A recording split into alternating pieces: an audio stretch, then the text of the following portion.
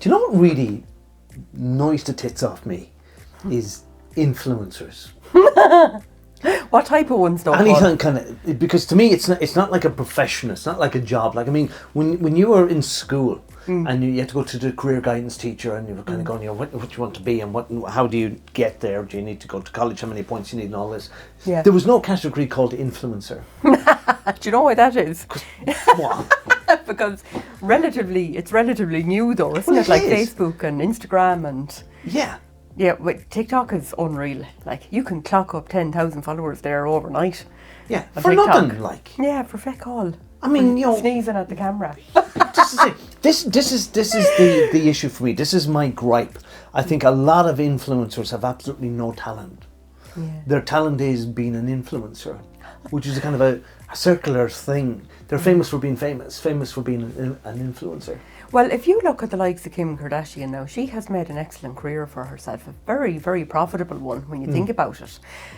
Now, the pretenses are very fake. I think everything that she presents is quite fake, you know, and represents maybe is kind of fake, but at the same time, it's fucking entertaining. Like, do you know what I mean? Is it? She's entertaining, yeah. Did you watch the Kardashians? No, I did not. I watched that'll be almost time in every your life you episode can of never get that time back. Would you watch some fecker building a shed? I would. You see, that's practical knowledge, and because someday I might need to know how to build a shed. When are you ever going to build a shed, Paul? Well, when the zombie apocalypse happens and the world economy collapses and crashes, I may need to know how to build a shed. No, we're going. I will not need Trump to know how to be an Avenue here. influencer. I will not need to know how to be an influencer. Like, you know. But successful ones make good of their business, though. Like, they do. It is amazing what they're able to do with it. Yeah, do you know what? I don't know. Like, I see people, motivational speakers. Yeah. And I think, okay, they have a talent. If they can speak and they can motivate you. Yeah. And help you to be a better person, that's a good skill. Yeah.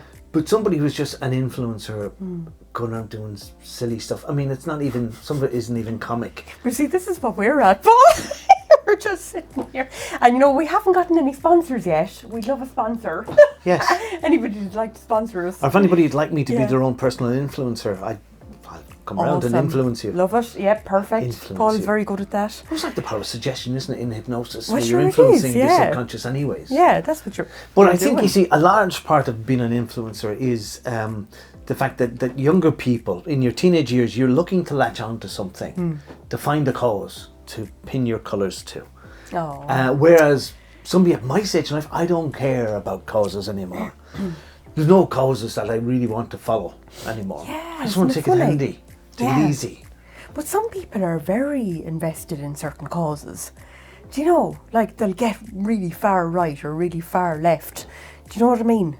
Yeah, you see, I think that's driven by strong emotion. It's driven by anger, I think, especially far right. Yeah. And people saying this and this is wrong with the country, and we're blaming you. There's always has to be somebody to blame. Yeah, I know, a fall guy. Yeah. Yeah. Do you know, I watch very little regular TV. Yeah. And sometimes Evelyn, who's our social media lady, and she also helps us on here, she'll be talking to you, oh, this thing is trending. I go, oh, I couldn't be arsed looking at something. It's trending for 24 hours and then people will forget about it. It's like fashion. It's like, you know, my fashion sense. I've been stuck in this loop of fashion for the last 10 years.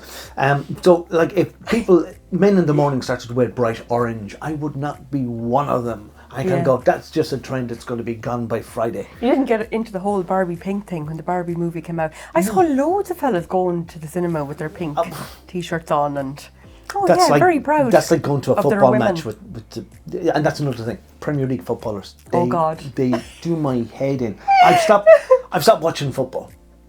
Really? Yeah, because I think it's as my father used to say, God rest him, he used to say, it's sissies.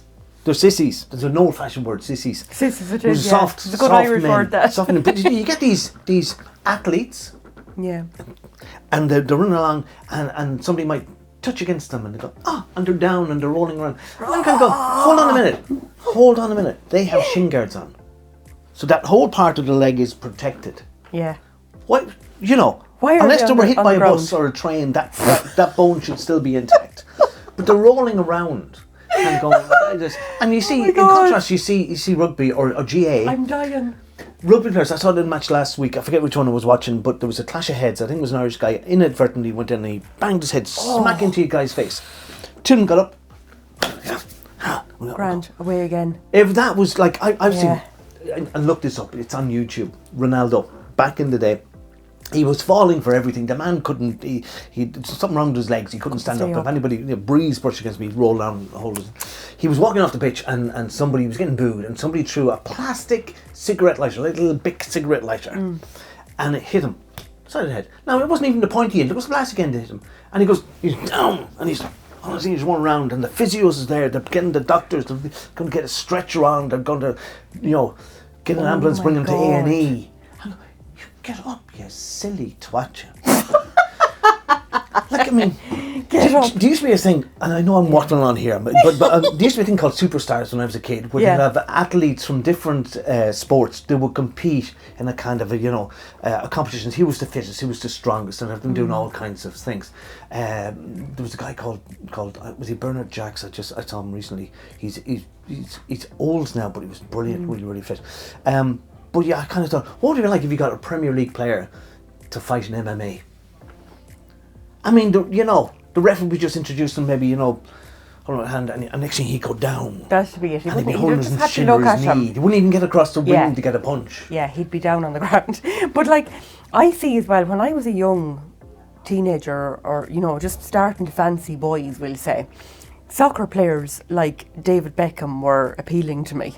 Yeah. But as I got older, I became more fond of the rugby players, do you know? So it's very much a boys to men type of thing, isn't it? Like the boys play soccer.